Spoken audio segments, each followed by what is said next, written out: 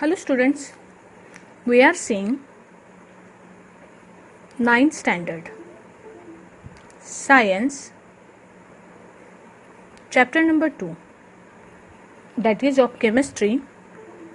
Is matter around us pure? Okay, is matter around us pure? This is the name of the lesson. Okay, इसका पहला जो lesson था इसमें we have studied about matter, है ना। इसमें हमने क्या किया था, मैटर को स्टडी किया था। हमें मैटर की डेफिनेशन पता है। What is definition of matter? Matter is anything that occupy space and has मास। इसकी दो प्रॉपर्टीज आप डिस्क्राइब कर सकती हो, मास एंड वॉल्यूम। जिसको मास होता है, जिसको वॉल्यूम होता है, that is called as matter. ये हमने देखा है। After that we have discussed physical properties of matter, या हमने मैटर को क्लासिफाई किया था depending on its physical properties. Physical properties के हिसाब से आपने मैटर की तीन जो टाइप्स हैं वो हमने क्या किए थे, डिस्कस किए थे। कौन से? सॉलिड्स, लिक्विड्स एंड गैसेस, है ना। ये तीन जो है हमने डिस्कस किया था इसके पहले के वीडियो में। Okay, now we are going to classify matter on the basis of its chemical properties. Matter को केमिकल प्रॉपर्टीज के हिसाब से हम डिस्कस करने वाले हैं इस चैप्टर में। कौन से चैप्टर में? Second chapter, that is matter around us pure. Okay, तो सबसे पहले हम डिस्कस करेंगे कि प्योर मैटर मतलब क्या, प्योर का मतलब क्या होता है ना। प्योर मैटर, प्योर का मतलब होता है जैसे हमारी डेली लाइफ में हम कंसिडर करते हैं, प्योर मिल्क बोलते हैं हम, जिसमें पानी की मिलावट नहीं है उसको हम प्योर बोलते हैं, बराबर है।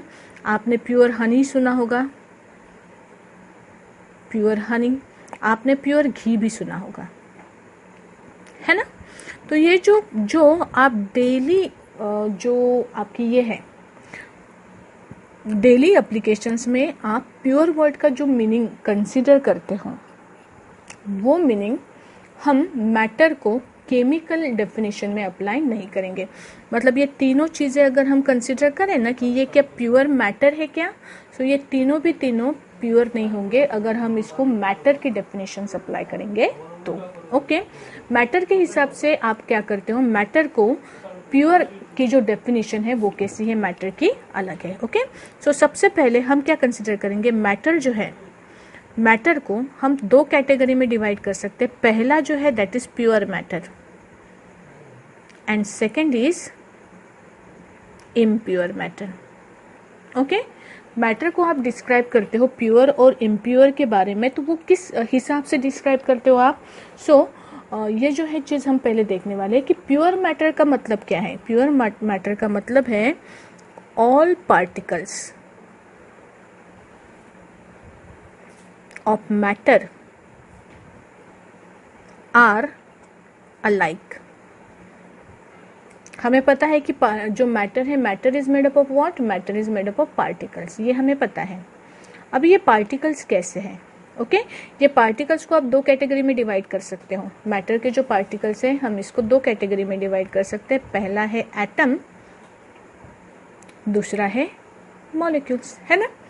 मैटर के पार्टिकल्स दो तरह के होते हैं, एटम और मॉलिक्यूल। एटम मतलब क्या?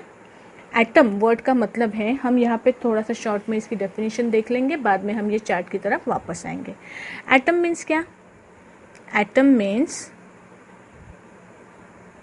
The smallest indivisible part of matter. Matter का सबसे छोटा पार्ट जो है, मैटर का सबसे छोटा पार्ट जिसका फर्दर डिवीजन आप नहीं कर सकते हो, या जिसका केमिकल मेथड अप्लाई करने के बाद में या फिजिकल मेथड्स अप्लाई करने के बाद में जिसको आप तोड़ नहीं सकते, ऐसा जो पार्ट होता है that is called as atom. उसे हम बोलते हैं एटम। जैसे कि एटम किसी भी सब्सटेंस का अगर है, फॉर एग्जांपल ऑक्सीजन का एटम होता है जो हम O से इंडिकेट करते हैं, हाइड्रोजन का एटम आप H से इंडिकेट करते हो। अगर आप एटम कंसिडर करोगे ना, तो एटम में भी कई सारे पार्ट्स हैं जो हम इसके बाद के लेसन में देखने वाले हैं। जैसे एटम में इलेक्ट्रॉन होता है, एटम में प्रोटॉन्स होते हैं, एटम में न्यूट्रॉन्स भी होते हैं। लेकिन आप ये एटम में से ये 3 पार्टिकल जो है वो सेपरेट नहीं कर सकते, आप निकाल नहीं सकते हो। ओके, तो ऐसा जो है मतलब ये छोटा पार्ट है लेकिन इसके कंपोनेंट्स आप किसी भी मेथड से सेपरेट नहीं कर सकते हो, then it is called as atom. Then it is called as atom. What is atom? Atom is the smallest indivisible part of matter. Okay, अभी ये जो स्मॉलेस्ट इंडिविजिबल पार्ट है, जरूरी नहीं है कि ये अकेला सरवाइव कर सकेगा। जब भी कोई केमिकल रिएक्शन होती है ना, तो ये क्या करता है, ये ऑक्सीजन जो है, आपने कई बार देखा है आपको, जब मुझे सोडियम लिखना होता है फॉर एग्जांपल, तो मैं Na करके छोड़ देती हूँ, लिख सकती हूँ। क्लोरीन आप Cl करके लिख सकते हो, लेकिन हाइड्रोजन जब भी लिखना होता है ना, तो हम उसको H2 लिखते हैं। ऑक्सीजन लिखना होता है ना, तो हम उसको O2 लिखते हैं। ये H2, O2 ये क्या इंडिकेट करते हैं? ये इंडिकेट करते हैं उसके मॉलिक्यूल्स। इसका मतलब क्या है? देखो, ये जो हाइड्रोजन का एटम है ना, वो कभी भी अकेला नहीं रह सकता। उसको हमेशा, मतलब वो इतना, हम बोल सकते हैं कि that substance is so much reactive that वो अकेला रह ही नहीं सकता है। वो हमेशा किसी के ना किसी के साथ क्या करेगा, कॉम्बिनेशन करने के बाद में ही रह सकता है। ओके, तो यहाँ पे देखो, हाइड्रोजन के 2 एटम्स जो है वो कंबाइन होके यहाँ पे हाइड्रोजन का क्या बना, मॉलिक्यूल बना। तो हाइड्रोजन एटम अकेला स्टेबल नहीं रह सकता, तो वो स्टेबल रहने के लिए उसको दूसरे हाइड्रोजन के साथ में क्या करनी पड़ती है, अटैचमेंट करनी पड़ती है। तो ये 2 चीजें अटैच होने के बाद में जो स्टेबल एंटिटी बन गई, इसे बोला जाता है मॉलिक्यूल। ओके, इसे क्या बोला जाता है, मॉलिक्यूल। तो मैं मॉलिक्यूल को ऐसे डिफाइन करूंगी, the smallest entity of matter, smallest entity of matter that can exist independently. Definition there carefully देखो, the smallest entity of matter that can exist independently, okay, we call it as molecule. उसे हम क्या बोलते हैं, molecules बोलते हैं।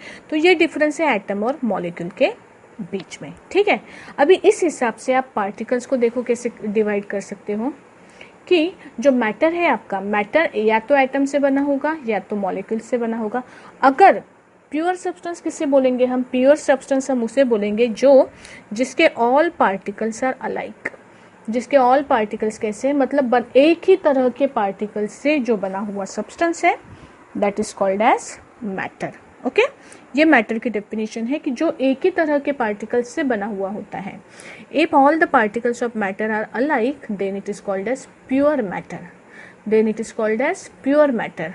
Okay, अभी एक ही तरह के पार्टिकल्स, अभी इसके ऊपर ये पार्टिकल्स कौन से हैं, अगर ये इसके एटम्स अलाइक है, एटम्स अगर अलाइक है, then they are called as elements. Then they are called as elements. और अगर सब्सटेंस के मॉलिक्यूल्स अलाइक है,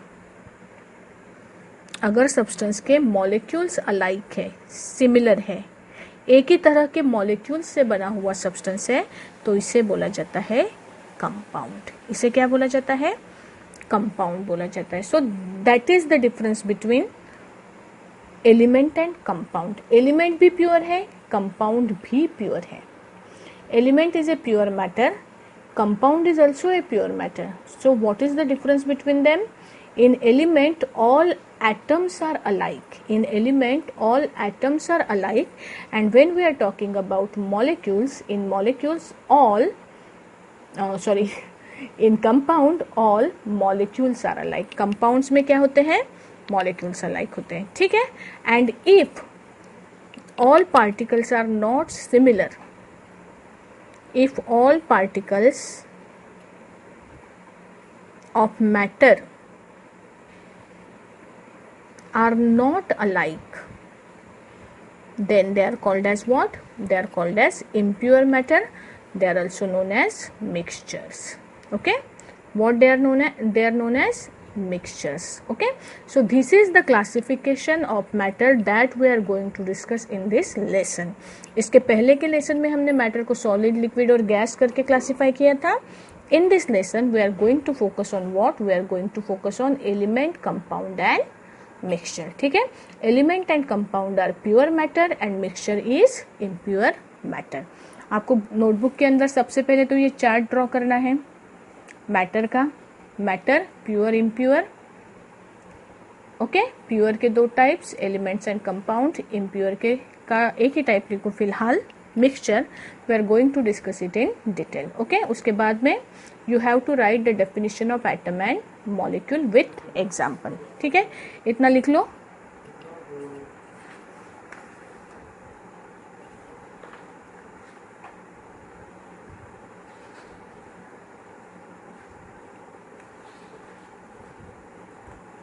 okay, now we are going to focus on what.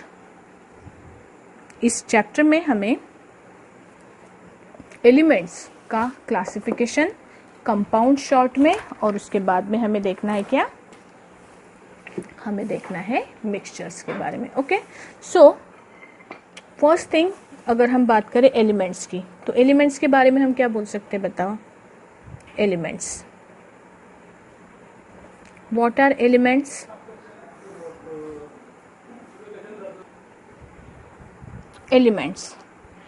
Elements के बारे में हमें क्या पता है?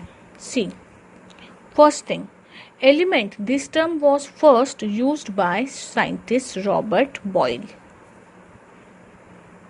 इन 1661। 1661 में रॉबर्ट बॉयल नाम का एक साइंटिस्ट था जिसने सबसे पहले टर्म यूज की थी, कौन सी? एलिमेंट। मतलब 1661 से लेके जो केमिस्ट्री की हम बोल सकते हैं ना स्टडी, उस जमाने से शुरू है, ठीक है। इसके बाद में एक लेवॉइजर नाम का साइंटिस्ट था। He first experimentally, what we can say, he first define element. Element की फर्स्ट डेफिनेशन किसने किया था? लेवॉइजर ने किया था। And according to Lavoisier it is what? Element is the basic form of matter that can not be broken down into simpler substances by chemical reaction, okay. Element pure substance है जिसको define किया था Lavoisier ने। उनका बोलना क्या था? According to Lavoisier, element is the basic form of matter that cannot be broken down into simpler substances by chemical reaction. ऐसा सब्सटेंस जिसको आप डिवाइड करके उससे अलग अलग कंपोनेंट सेपरेट नहीं कर सकते हो, ऐसे सब्सटेंस को आप क्या बोलते हो? एलिमेंट्स बोलते हो। ऐसा सब्सटेंस जो फर्दर डिवाइड नहीं होता है किसी इसमें, उसे आप बोलते हो। जैसे एग्जाम्पल के लिए अगर हमने कंसिडर किया, एग्जाम्पल के लिए अगर मैंने कॉमन सॉल्ट बोला आपको, या वाटर बोलते हैं, वाटर का एग्जाम्पल, वाटर की जो है केमिकल रिएक्शन करने के बाद में आप क्या कर सकते हो? वाटर से हाइड्रोजन और ऑक्सीजन सेपरेट कर सकते हो, ओके। तो वाटर एलिमेंट आएगा क्या? Water is not a element, water is not an element. क्यों? क्योंकि इसको आप सेपरेट कर सकते हो दो अलग अलग कंपोनेंट्स में। लेकिन अभी ये जो हाइड्रोजन है, हाइड्रोजन को सेपरेट करके आपको हाइड्रोजन के ही एटम मिलने वाले हैं। हाइड्रोजन को सेपरेट करके कोई नया सब्सटेंस मिलेगा क्या? You will not get any new substance from hydrogen. तो ये हाइड्रोजन जो है, hydrogen you can write as a element. Hydrogen को आप क्या बोल सकते हो? एलिमेंट बोल सकते हो, ठीक है। So what is element? Element is a basic form of matter that cannot be broken down into simpler substances by chemical reaction. किसी भी केमिकल रिएक्शन से आप एलिमेंट को अलग अलग ग्रुप में सेपरेट नहीं कर सकते हो, ठीक है। एलिमेंट्स जो है बेसिकली ये तीन टाइप में आप इसको क्या कर सकते हो? डिवाइड कर सकते हो। एलिमेंट्स 100+ एलिमेंट्स अभी हमें पता है टोटल, ओके, जिनको आप क्या कर सकते हो? अलग अलग कैटेगरी में डिवाइड कर सकते हो। तो मेटल का जो क्लासिफिकेशन है आप तीन कैटेगरीज में कर सकते हो। फर्स्ट है फर्स्ट है मेटल्स, दूसरा है नॉन मेटल, और तीसरा है metalloid. Metal, non metal and metalloid. metals, non-metals and metalloid, these are three different categories of elements. okay, metal मतलब क्या? metals बेसिक चीज़ें हमने मेटल के पिछले साल भी पढ़ी थी, हमें थोड़ा सा रिवाइज करना है. Metals means what? मेटल्स की प्रॉपर्टीज क्या होती है? Metal have luster. Luster means shine. Metal को क्या होती है? शाइन होती है. They are shining. Okay, they are found in either golden or silver or gray or yellow shade. They are either golden or silver or grayish color or yellowish color, and they all are having a shine. Okay, so these are properties of metal. Third, we can say that metals are found in solids. Most of metals are solids. Okay, except मतलब मैं short में लिख रही हूँ, आपको detail में लिखना है. Most of metals are solids except gallium and mercury. ये जो दो मेटल्स है, गैलियम एंड मर्क्यूरी, ये दो मेटल्स काय में पाए जाते हैं? They are found in liquid state. They are found in liquid state. बाकी के सारे मेटल्स कैसे हैं? They all are what? They all are solids. Okay, next property है, first property luster, second property they are solids, third property they are good conductor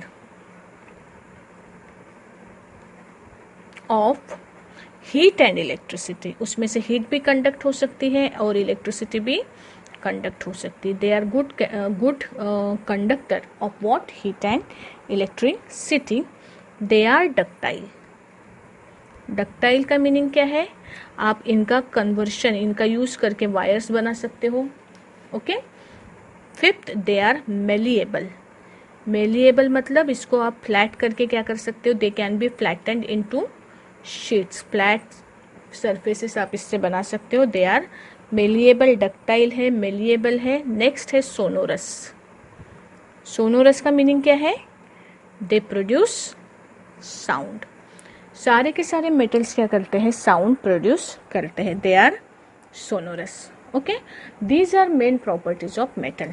एक आप बोल सकते हो 7, they are highly elastic. Metals जो होते हैं they are highly elastic and we can say that they have high melting point and boiling point. metals का melting and boiling point कैसे होता है? high होता है. so these are properties of metal. they have luster, they are solid mostly except gallium and mercury. they are good conductor of heat and electricity. they are ductile, they are malleable, they are sonorous, they are highly elastic, and they are having high melting and boiling point. okay, now let us see different examples of metal. what are different examples of metal?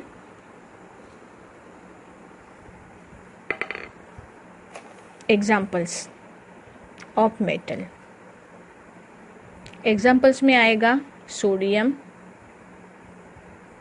Potassium, magnesium, copper, iron, उसके बाद में gold, silver, aluminium,